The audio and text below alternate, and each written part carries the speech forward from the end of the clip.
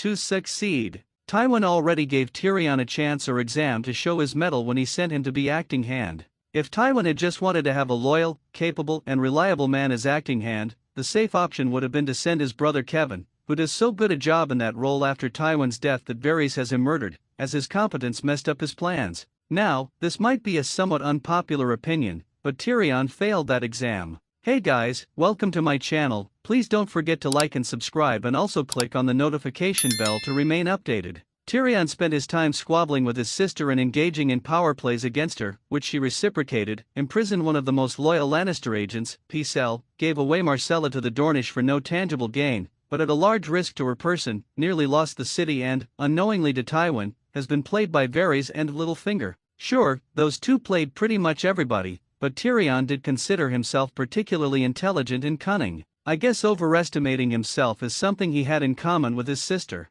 All that aside, he did want Tyrion to be a good master of coin because he needed a strong, pro-Lannister, government to prevent the Tyrell influence spreading too much at court following King Joffrey's planned Tyrell wedding and, for better or worse, Tyrion was still a Lannister. I think he was hoping that Tyrion would do an adequate job and simply stay out of the way. Tywin recognized that Tyrion had some talent, as demonstrated by his time as hand, so it seems reasonable to make him master of coin. But I don't think Tywin wanted Tyrion to either do a good enough job that he'd require praise, or a bad enough job that he'd require punishment. He hoped Tyrion would do the bookkeeping and fade into the background. Of course, it's a win-win for Tywin whatever happens. If Tyrion does an incredible job, that's another Lannister achievement for Tywin to boast about, even if it does come from Tyrion. If Tyrion does terribly, Tywin can say, "I always knew you were useless," and get rid of him entirely. The relationship between Tywin and Tyrion Lannister is among the most complicated in the books. Tywin is obsessed with the grandeur of his bloodline and the continuation of his dynasty.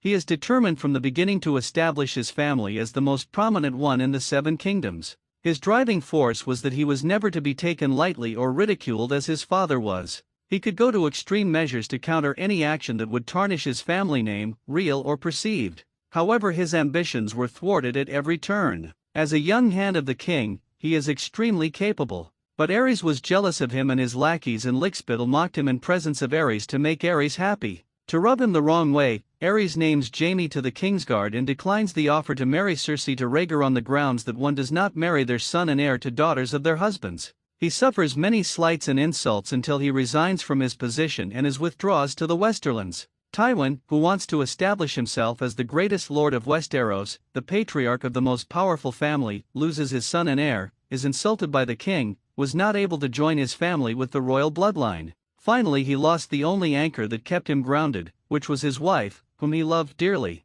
His wife's death is the result of Tyrion's birth. Tyrion being deformed ignites a strong hatred in Tywin. He lost the only person he truly ever loved to Tyrion's birth. He thinks that because of his dwarf son, people will mock him as they used to mock his father for his weaknesses. He sees Tyrion as his own personal weakness. However, subconsciously he realizes that Tyrion is the closest to him in terms of ability, political maneuverings, strategy, and cunning. This is obviously more painful and frustrating to him as he knows his other children and grandchildren are either incapable or simply not interested in his vision to establish a lasting legacy. This is the reason why he rebuffs his sister Jenna and refuses to talk to her for half a year when she mentions that Tyrion is truly the son of Tywin. Tywin sees this as an insult to him, his grand stature and the legacy he wants to establish. Thanks for watching. Please don't forget to like this video and drop comments, and most importantly don't forget to subscribe and hit the notification bell so you don't miss anything.